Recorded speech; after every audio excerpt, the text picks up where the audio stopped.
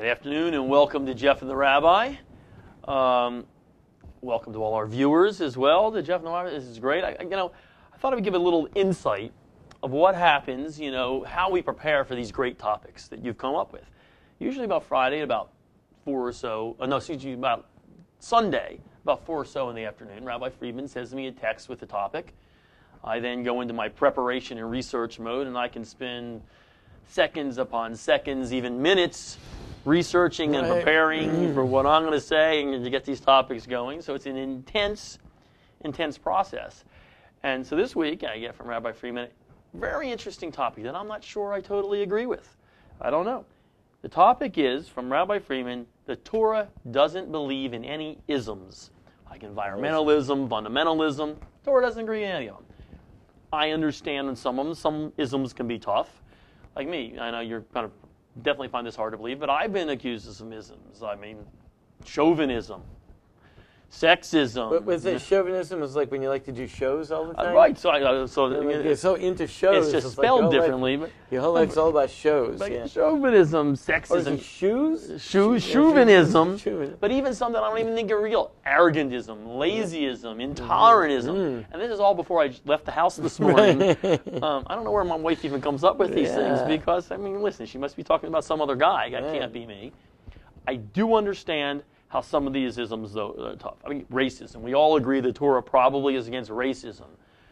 There's bad ones. Racism, totalitarianism, liberalism. We don't like that. Progressivism, communism, socialism. I understand the negatives in a lot of these. But if you ask me, conservatism, that's a good one. Right. Capitalism, that's a nice one. Zionism, what's wrong with Zionism? I don't know, you're going to tell me even Judaism? Is the Torah against Judaism? What are we doing here? Can you believe that? Take it here. This is your quote for the day. Put this on the locker room board there. Rabbi Friedman said the Torah is against Judaism. This is tough. Whoa. So now you understand why I was a little confused this weekend on the topic. So I'm going to go let's over to find you out. here. So what is an ism? Let's take something like one of the popular ones today, environmentalism. Okay, we all know what the environment is. Yeah. Right? We live in an environment. Everyone does.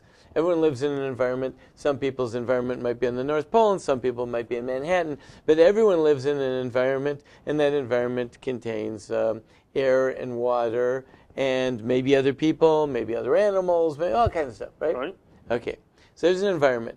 What is the difference between the environment and environmentalism? What is different about everyone recognizes that there's an environment. Right. I certainly recognize one. You can't not recognize it. What changes when you become an environmentalist who believes in environmentalism as opposed to someone that just recognizes the environment? You become pretty intense on that cause. You're pretty extreme, some would say, to that cause. And that's why it's also worthwhile to take a look at some of the words like cause. Right. Why is it called a cause? Because you believe in it so strongly. You put that above other things. Because that's the cause for you to do things. Okay, that's a good point. That is the point here. When you ism something, you make it the cause. And as that is the motivation, that is the prime mover behind things. So, for example, let's say there's an environment. You're living in an environment. I'm living in an environment. We're both sharing the environment. And we come in and we say, you know what? The air stinks out there. And I'm coughing. It's horrible. This water is horrible. It's polluted, and I'm spending all this extra money to clean it. This place stinks. You know what we should do? We should clean a place up because it's horrible to live in this place. It's really making life bad for us. So we set about cleaning it up. We might make some regulations, take the lead out of the gasoline, and stop dumping into the rivers and all that type of stuff. Right. That does not make us environmentalists. What it does, if anything, it makes us humanists. See, the cause for our cleaning the environment is ourselves. That I understand. I'm cleaning the environment for me. I want a clean environment to live in.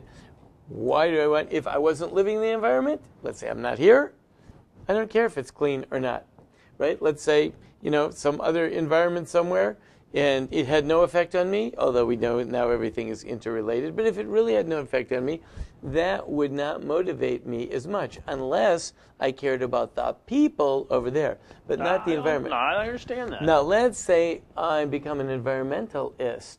Then I'm doing it for the environment. The environment is now the goal. Saving the environment is the key.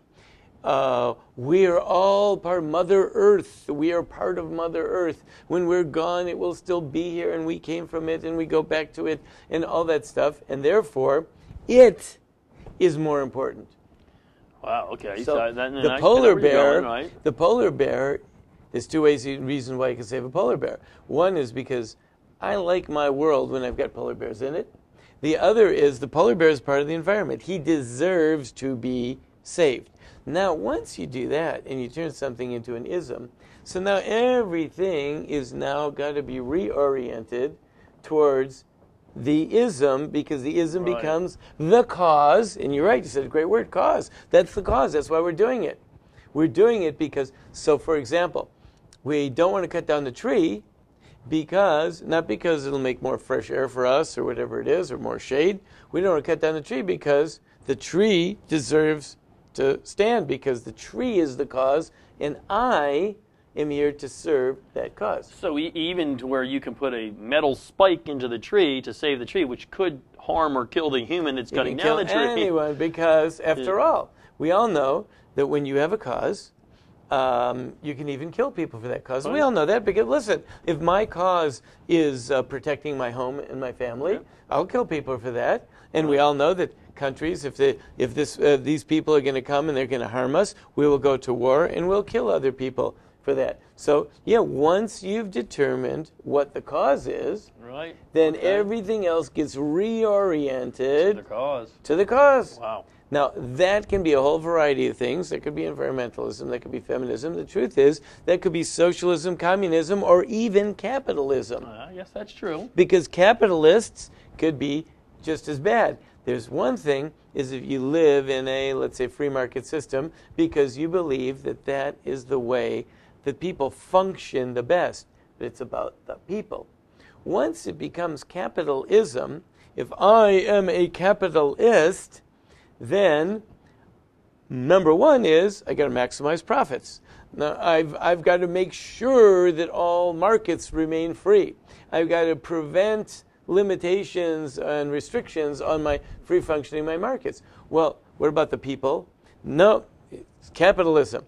And any threat to capitalism has to be fought, or socialism or communism, whatever. So we have these lampoons where you could read books like Ayn Rand wrote a book called We the Living about what it was like in a novel set in Russia after the revolution.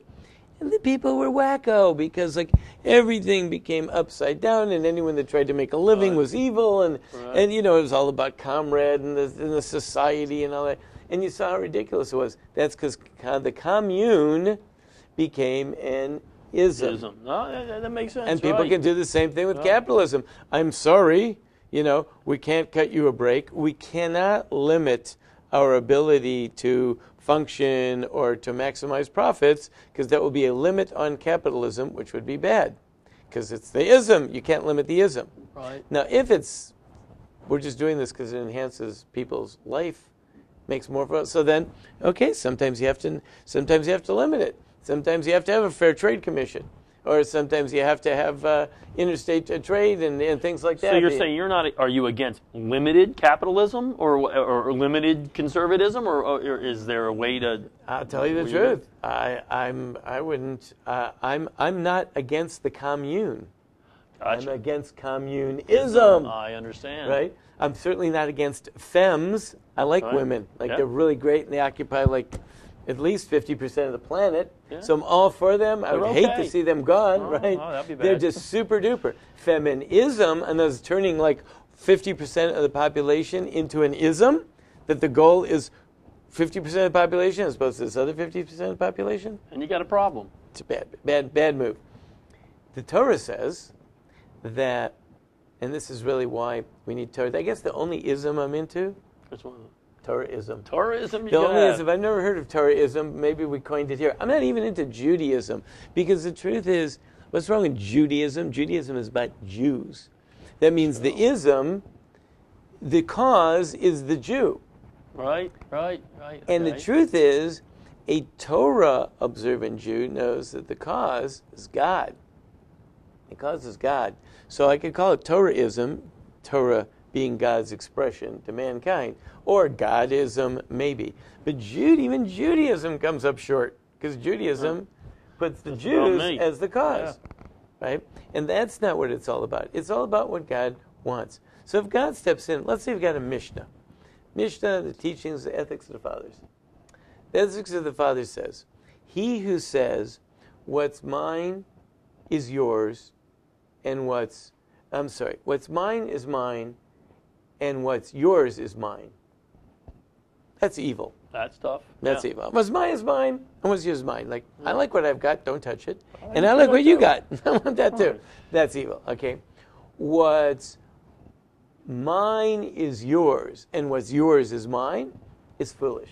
Yeah, that doesn't make sense either. That's communism. That's to tell you the truth, communism. Right? But the Torah does say, the good thing to say is, what's mine is yours, and what's yours is yours. Wow.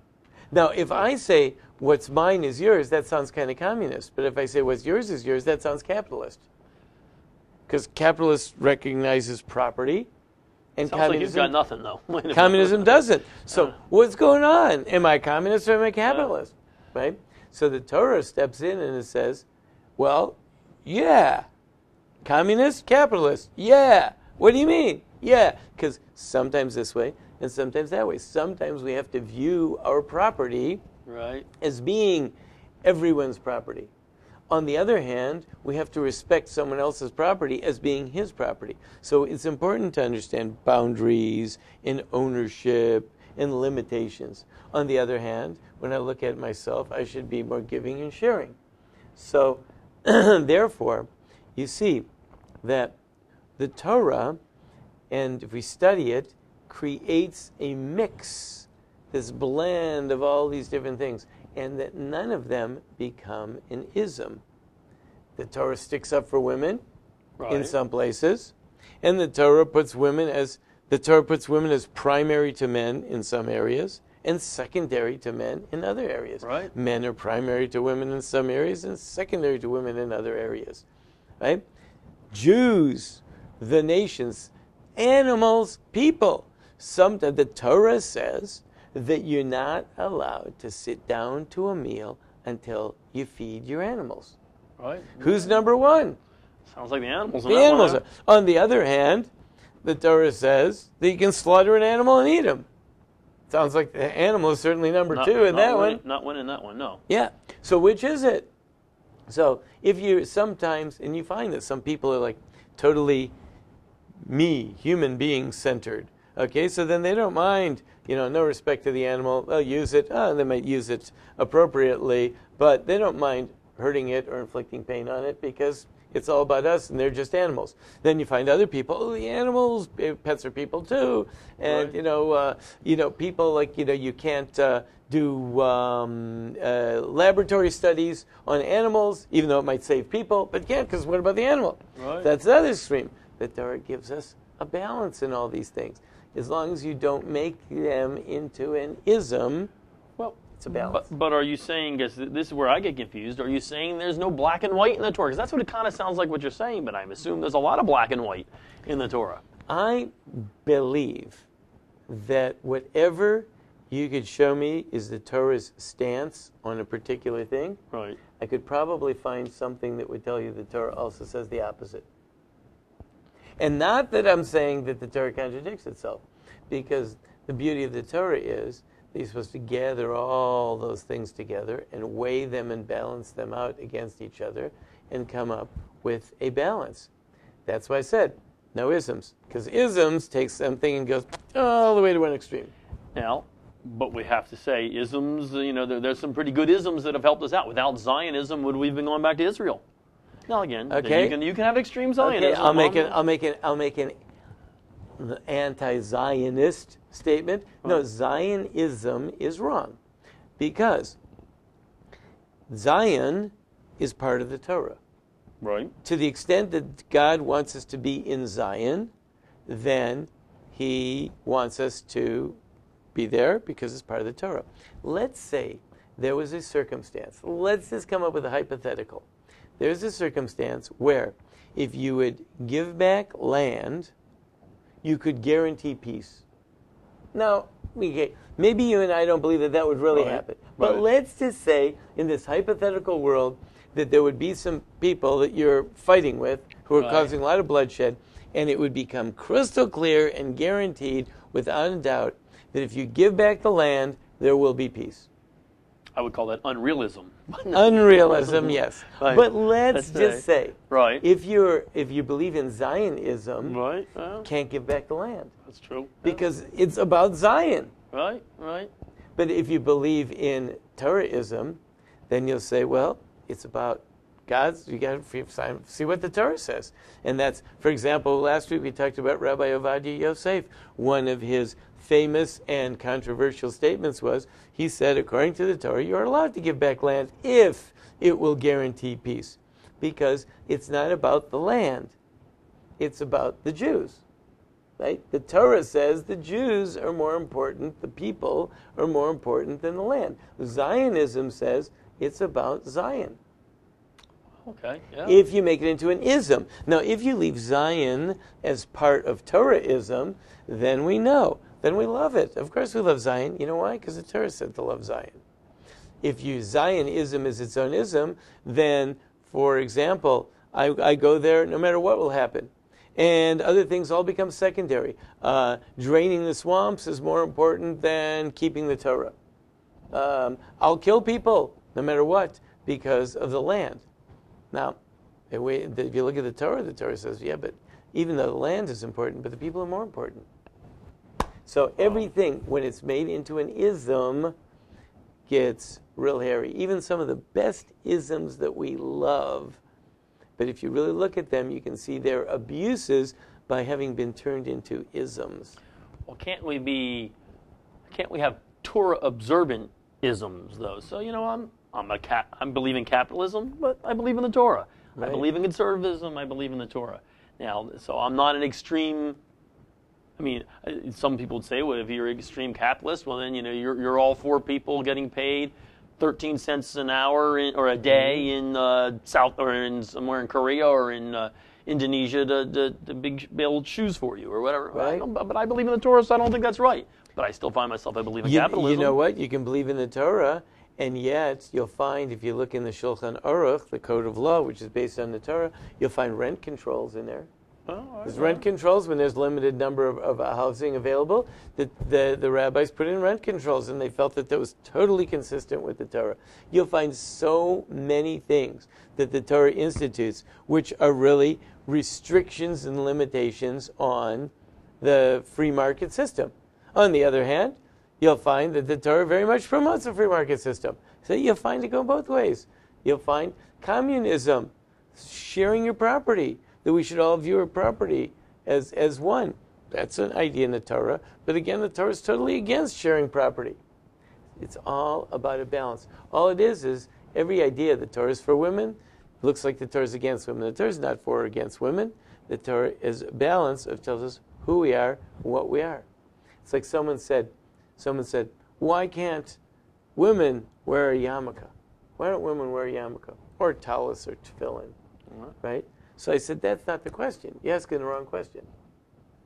You presumed that women would want to, right? What you're supposed to do is approach the Torah and say, what does the Torah tell us about women in that the Torah didn't prescribe tallis and tefillin for women? What do we now understand about women? If you say, why can't they, then that's already starting off with an ism. The goal is that they should be able to. You have to prove to me why they can't. Is there some reason why they can't? That's already starting to look at things from an ismic angle. And this is an issue of, ismic proportions. Well, then, if there wasn't for isms, would all Jews be Orthodox? If it wasn't for isms, then what we would have to do is we'd have to look somewhere for some guidance, right? Well, you only we'd know have one to place we'd have go. to figure out like how are we going to balance all this stuff. Some people would feel more in one direction because they would give relative different importances to things. So some people. So what would we do? We would need an independent arbiter of all factors to balance them out, and that could only come from God. And then you'd have to find out what does God say about it, and that's where we come back to the Torah. But if you go, let's take Reformism and Reform Judaism, if you want to look at it that way. There's a lot of isms in Reform Judaism to get you away from Orthodoxism. Right. So. Right. I really wonder. It's interesting. I never heard of Reformism. I wonder if Reform even made themselves an ism, because I don't know if even they believe that they have. See, an ism. Right. So what happens is you turn it into an all-encompassing belief set and a goal. It's a theory. It's a way of life. Right. So people the people who live feminism, environmentalism, even capitalism, even Judaism, everything's about the Jews. Judaism is like when the movie is over, you read the credits, you scan for Jewish names, right? At the end of the movie, right? Okay, that's Judaism. Like, I don't care about the movie; it's all about the credits, right? They could be like footballism. Footballism would say, like, I'm going to go to college. How do I determine what's a good college? Depending on which one has a winning football program. Okay, my clothing is based on wearing team colors. My holidays are the days that the team plays. And, the shrine is the stadium. And, all my money goes to that, and I read about it. And I live in a city that has, like, one station that has the news and then 4 stations that talk about football. Right? And that's, that's if you live in a footballism world. So is that bad or good? No. Well, it certainly keeps a lot of people busy. It does I think keep that's people busy. Probably why, it just keeps them diverted and not thinking about other things. So I guess for that extent, are you against all hobbies then? It sounds like you're against everybody having a hobby here. You know what? I'm against hobbies, that are isms. If, for example, you got this hobby and, say to someone like, why don't you come over? No, I can't, because I've got the, Boat in the Bottle Collectors Convention, and I'm going to that.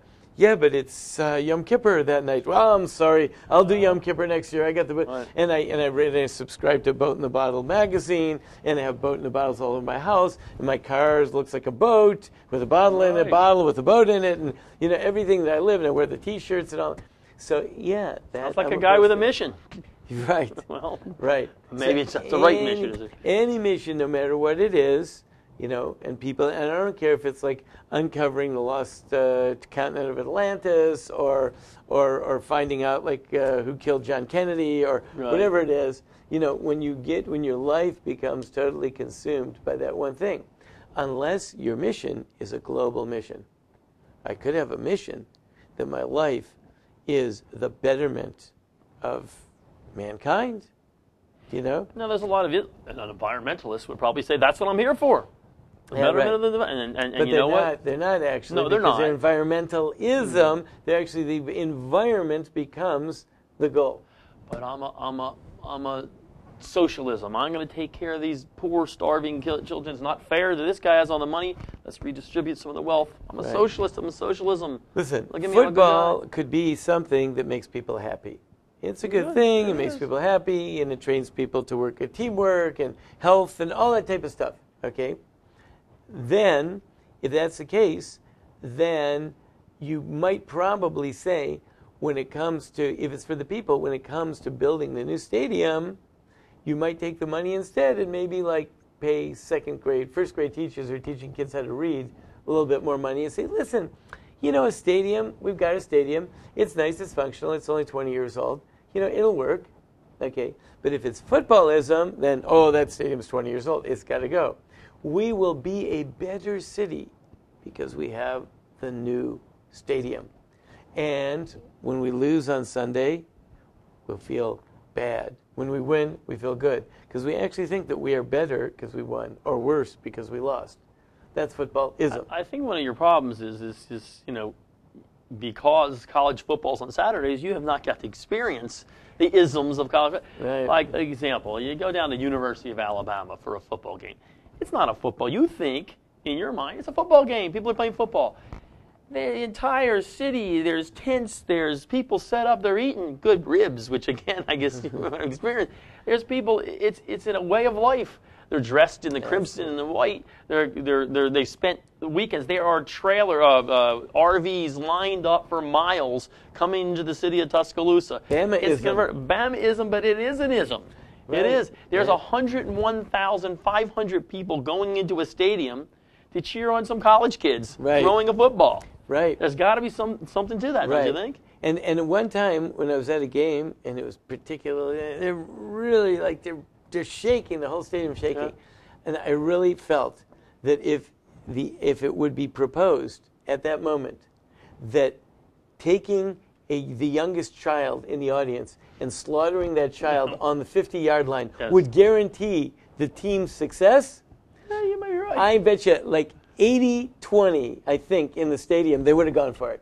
After all, it's only one kid, and we could win. Well, there's one kid, there's 101,000 people in the stadium, there's millions watching. So many more where that came from, and this will gain us a win? Come on. Okay, maybe even a national championship? Okay, well, yeah, definitely. For a national championship, sure. For sure. It's only one kid, and the parents would be happy, too, because look what they did for the cause. Everybody would be happy. Win, win, win, maybe not so win for the little kid, but everybody else will win. Yeah, he'd be happy.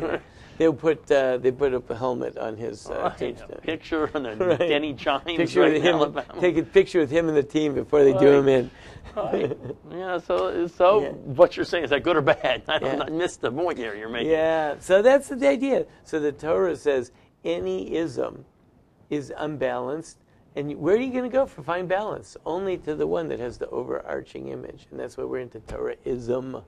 If anything, or Godism, maybe. So, but then to get back down to it, so are we saying to be a true believer in Torah, you really have got, there's no extreme to the right, there's no extreme to the left, you pretty much are going... True Torah believers don't get totally into things outside of the Torah. They might do lots of things, but what it does is really, it helps them. They pursue hobbies, but they remember that they are hobbies. They have pastimes, but they remember that they're only here to pass time, right? They go to entertainment, and they realize it's only entertainment. It's not life. It's not what it's all about. Is this why a lot of very observant Jews weren't very Zionist during the 40s? That was a big problem because Zionism, as soon as it became, they loved Zion. There was the whole movement called Chovevei Tzion, lovers of Zion. But as soon as it became Zionism, they said, there's red flags, and people start backing off. No, ism. Not that we're going to settle land at all costs, because the goal is not to serve God. The goal is to establish the state of Israel. If you want to establish a state because you believe that that'll help you better serve God, but once the goal became the state over that, backed off. Okay. People started backing off. Some people ran. Some people backed off. Some people became total opponents to it. Well, interesting, and I guess I've always wondered where that came from, and now I understand that makes sense. Right. That makes sense. No isms. Right. All isms. I got a lot of things I got to change now. There's a lot of things, I get it. I understand. So all right, well, so I'll cut down on some of my isms there. There you go. Just always remember, whatever conservatism is not right. You can be conservative, but as soon as it becomes an ism, then you do make conservative decisions because you've dedicated yourself to being conservative as opposed to using a conservative attitude to enhance your life. And the same for liberalism. Liberalism is an ism. Conservatism is an ism. Wow. Well, all right. Well, so we're going to cut down on our isms here. Get out the isms. Interesting lesson. Okay. I hope it's enough to make everybody mad at me. I hope so. I feel kind of bad because I don't think I was the one who offended anybody this week. Oh, no. that kind of is upsetting to me. I'll work on that for next week, though, and see if I can come back and offend somebody. I don't want Rabbi Freeman getting all the credit. All right. Okay. We'll see you next week.